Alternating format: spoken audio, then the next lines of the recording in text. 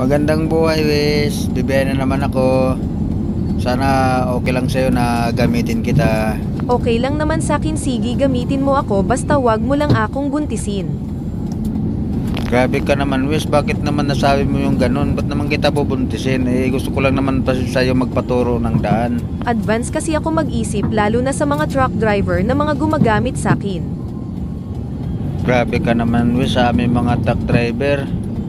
Ano bang naging problema mo sa mga truck driver? Kayo kasi na mga truck driver ang hilig nyo sa mga nagtitinda ng kape. Pare, may mga ganong truck driver, Wes. Pero hindi naman siguro lahat. Gaya ko. Bakit ikaw ka ba mahilig sa kape kaya ka nga nagka-acidic, di ba? Aba, parang sumusobra ka naman na ata, Wes. Personal na buhay ko na yung pinapagkalaman mo. Oo, mahilig ako sa kape. Pero sa nagtitinda, no way. Nako, kailan ba may umamin sa kasalanan kahit may ebidensya na itatanggi pa? Oo na, sige na, Wes. Hindi na ako makikipagtalo sa'yo. Wala naman taga akong laban sa'yo eh.